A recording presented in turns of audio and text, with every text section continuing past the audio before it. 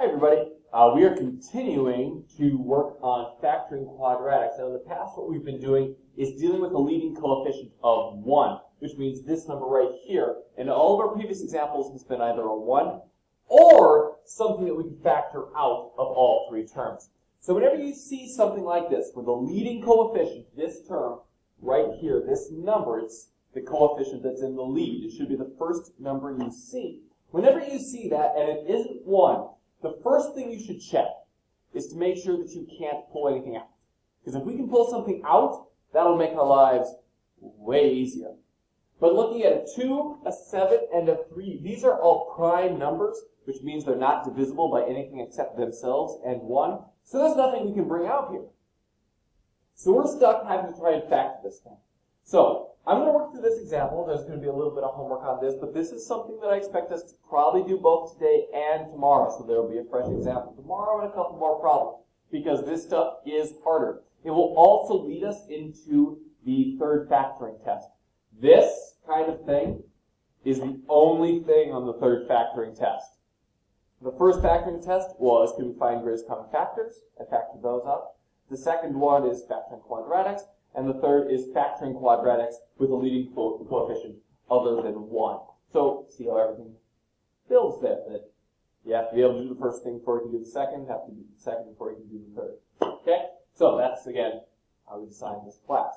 So, looking at this, what we have done in the past, the first step has been giving me the factors of 3. I like this example rather. There's 1. 1 and 3. We're done. Now, the second step, instead of jumping in and saying, okay, what combination of 1 and 3 will give me 7, we have a second step here. We have to also find our factors of 2, which is also easy. 1 and 2. Okay? Now we can start trying to factor it. Okay? Start trying to get it into this form. I'm going to write my 1 and 2 in right now. Okay?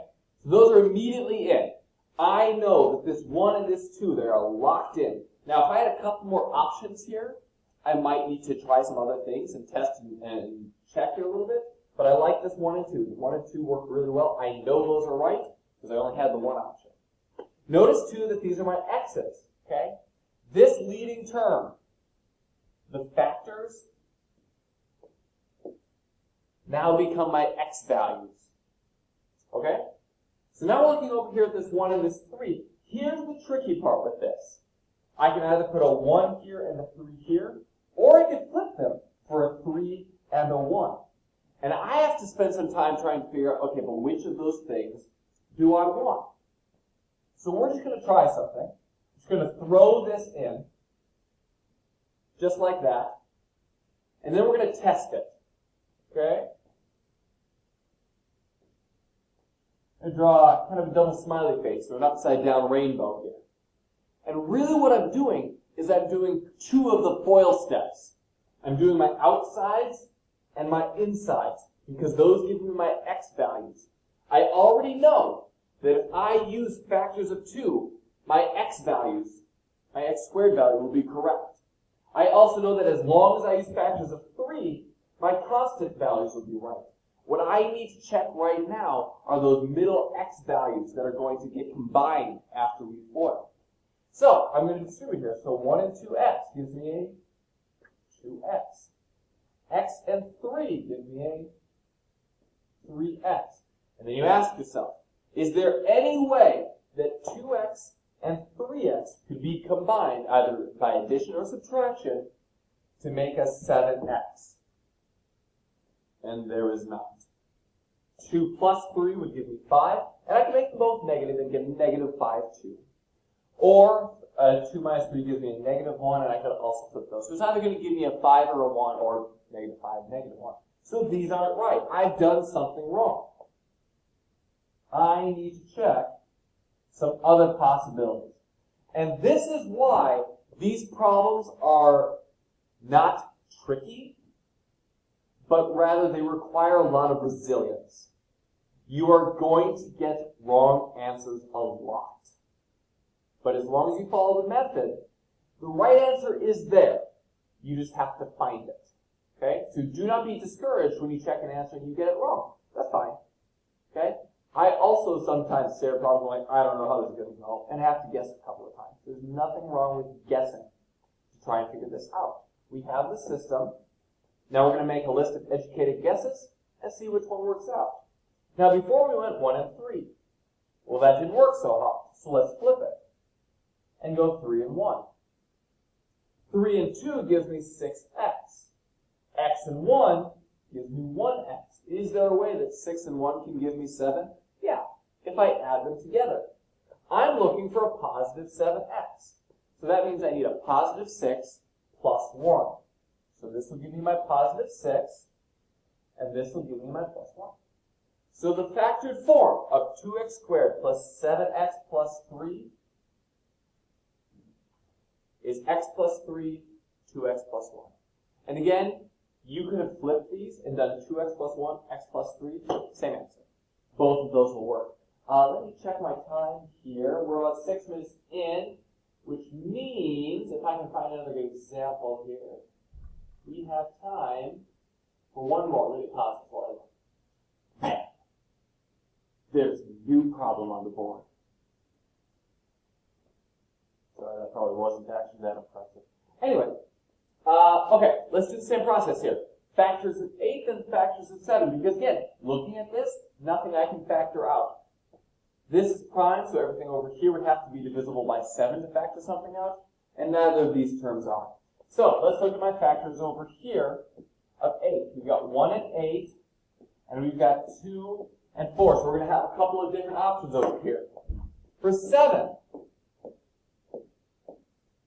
we've got 1 and 7, and that's it. So we're done there. Okay? Pretty groovy. So this means, because I've only got one option there, that means I can just plug these right in. And again, there will be times where you're going to have some multiple choices over here, and that's fine. It just means that there's more stuff to play with. Jennifer Mashad, please call extension 6003. Jennifer Mashad, please call extension 6003. Thank you. Sorry. Anyway. There will be times where you're going to have multiple options over here, and you're just going to have to spend a little bit of time and play with it. Okay? Just means we're going to be less certain of one of them. So you may have to put a 1 and a 7 and a 1 and 8 or a 2 and a 4, and then realize maybe you want to pull out the 1 and 7 put something else. But because there's only one option with the 1 and 7, I can go ahead and just plug those right in. I'm looking at a 15. 15 is kind of a weird thing to shoot for here, so I'm going to try just a 4 and maybe a 2. 2 times 7 I know gives me 14, which means that I'll be pretty close to my answer, so I kind of like getting close. I want to get in the ballpark first and foremost. Smiley face, the upside down rainbow there. 2 times 7, this is going to give me a 14x. 1 times 4, that'll give me a 4x. And I realized that that was not the answer, because that's either going to give me a 10x or an 18x. And as it turns out, neither of those things are what I'm looking for. Okay, so that wasn't quite right. So the 2 and the 4 didn't work.